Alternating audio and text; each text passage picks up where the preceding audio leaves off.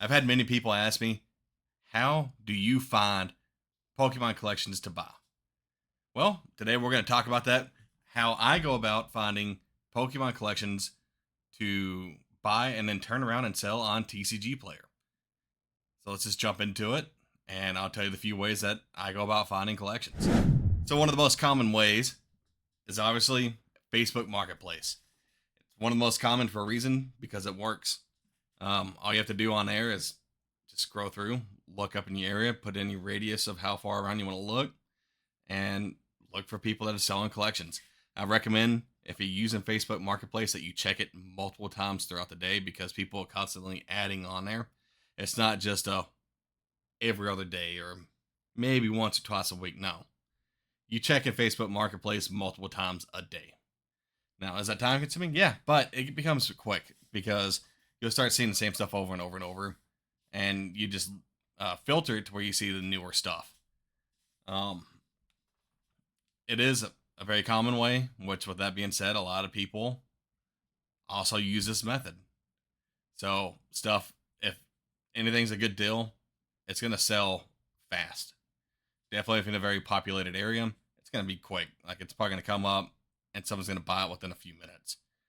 Um, Another thing to add on talking about Facebook Marketplace is that, like for me, I try to buy at around 70%. Um, that's just where I'm able to hit my margins and be able to make a slim margin on top of it when I resell after fees and everything on TCGplayer. So 70% is where I like to be at. That's where a lot of people that also sell on TCGplayer like to be at as well. But the people on Facebook Marketplace, they want 90 to 100%. Or some people are crazy on there and they want 125%. Seen that a lot too. One thing I will say is be careful going off conditioning doing this. Make sure that you get pictures. If it's a very large collection, it's hard to do it.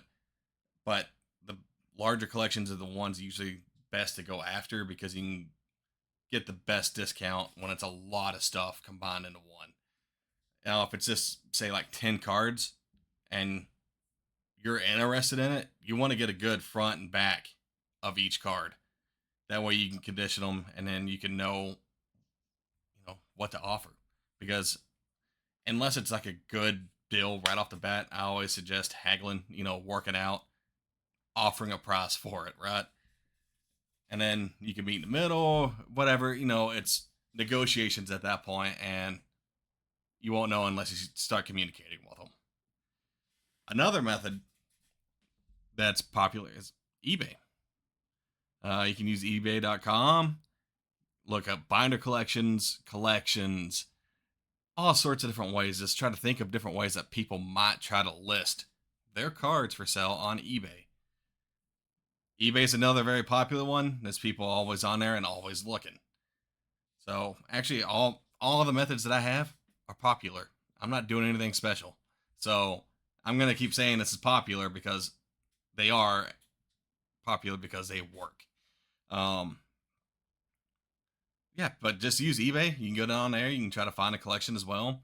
I mean, I will honestly say I haven't bought anything off eBay in a while. It's actually been a few years. It was actually during when Pokemon wasn't popular is when I bought collections off of eBay. I don't put as much time into it because of how much time to do it right. I think you need to put a lot of time in it until you figure out how the best way is to try to find collections on there. But you could easily find some good deals on there. Another way that you can do it, which to me, this is the most risky way to do this at first until you learn how to do it. And when you become trusted within the community of it, is like Reddit or Facebook groups of buy, sell, and trade. Now, I don't do this because I don't have to do this at this point in time. I'm able to keep enough collections coming in for how much time I'm able to put into doing this. Now, the reason why I say it's risky is because you got to make sure you protect yourself as well if you buy a collection off of there, off of one of them, because you don't have eBay backing you up and you're not in person like off of Facebook, right? Or Facebook Marketplace. So people would recommend like PayPal goods and services. I wouldn't just like wire the money or any of the other electronic payments that are out there now and apps. I wouldn't recommend doing that unless it's someone you've worked with in the past or you can trust the person, or if they have a credible history within that community. Usually, you're pretty safe on that because they don't want to let one deal ruin the credibility, right? Um, but that's another good way for people to get cards as well. I've seen actually quite a few different YouTubers talk about using that, uh, using Reddit or Facebook groups to pick up bulk or just collections in general. Eventually, I might have to move to this, but at this time, I'm not currently using this. My current favorite way to do it, and to me, it has been literally the least amount of work for me to pick up collections, and it's insane. I didn't know how well it was going to work, but like I had to turn it off. I had to stop because I bought so many collections at once, and I was running out of funds. So, and what I mean by that is like this right here. I'm going to put up a picture. I created a Facebook Marketplace list saying I buy Pokemon cards. And as you can see from this list, I'm straightforward on it. It's eye catching. You need to use like eye catching colors. I mean, that's just part of it, right? But this works, and it works well. So I recommend if this is something that you're looking into doing, you should try this out. I made this on Canva. It was easy. Actually, my wife made this. I didn't even make this. My wife made all this. I had the idea. I had the general. I doodled some stuff down on a piece of paper. I'm like, hey, this is what I'd like to do, because she's more creative than I am on that type of stuff. And she took it and ran with it, and she did it. And it was under 30 minutes. I think she did it in like 15 minutes, if she even took that long on it. And it works because you have people coming to you at that point. You already tell them what you're offering.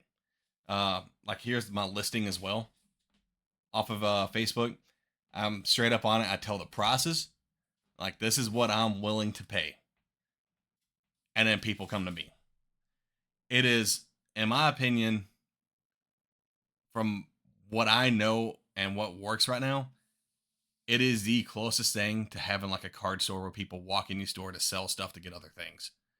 Because I put this listing up, they message me and send me their collections and pictures and apps like collector app or a TCGplayer list and stuff like that.